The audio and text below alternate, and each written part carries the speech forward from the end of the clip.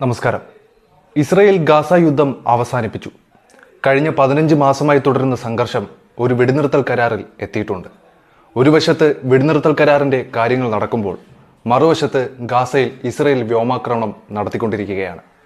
ഇതിൽ 115 പേർ കൊല്ലപ്പെട്ടതായാണ് വിവരം. പലസ്തീനിലെ ഗാസ നഗരം ഭരിക്കുന്ന ഇസ്രയേലും ഹമാസ് സംഘടനയും തമ്മിൽ മിഡിൽ ഈസ്റ്റിൽ വളരെ കാലമായി സംഘർഷം നിലനിൽക്കുന്നുണ്ടെന്ന് നമുക്കെല്ലാവർക്കും അറിയാമല്ലോ. ഇരുവിഭാഗങ്ങളും ഇടയ്ക്കിടെ ഏറ്റുമുട്ടുകയും ചെയ്യുന്നുണ്ട്. കഴിഞ്ഞ വർഷം ഒക്ടോബറിലാണ് ഹമാസ് അംഗങ്ങൾ ഇസ്രയേലിലേക്ക് അതിക്രമിച്ചു കയറി വെടിയുതിർത്തത്.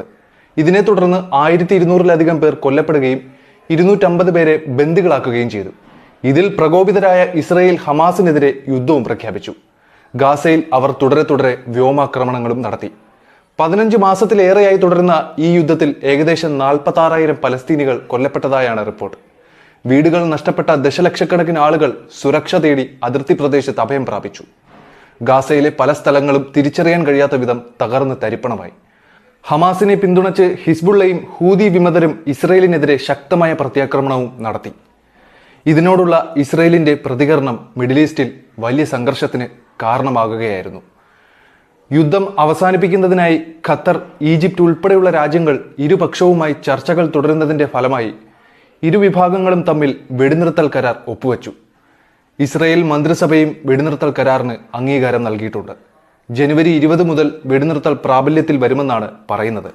എന്നാൽ വെടിനിർത്തൽ കരാർ 2 ദിവസത്തിനുള്ളിൽ പ്രാബല്യത്തിൽ വരാനിരിക്കെ ഇസ്രയേൽ ഗാസയെ ആക്രമിക്കുന്നത് തുടരുകയാണ്. വെടിനിർത്തൽ കരാർ ഇരു രാജ്യങ്ങളും ഒപ്പുവെച്ച വിവരം അറിഞ്ഞ ഗാസയിലെ തെരുവുകളിൽ ആഹ്ലാദ നൃത്തം ചെയ്തിരുന്ന പലസ്തീനികളെ ഞെട്ടിച്ചുകൊണ്ടാണ് ഇസ്രയേൽ വീണ്ടും ആക്രമണം അഴിച്ചുവിട്ടത്. ഈ ക്രൂരമായ ആക്രമണത്തിൽ ഗസയിൽ 115 പേരാണ് കൊല്ലപ്പെട്ടത്. ഇതിൽ 28 കുട്ടികളും 31 സ്ത്രീകളും ഉൾപ്പെടുന്നുണ്ട്. 265-ലധികം പേർക്ക് പരിക്കുമേറ്റു. യുദ്ധം അവസാനത്തോടടുക്കുമ്പോഴും ഇസ്രയേൽ വീണ്ടും ആക്രമണം നടത്തുന്നത് ഗാസയിൽ വലിയ സംഘർഷത്തിന് കാരണമായിട്ടുമുണ്ട്.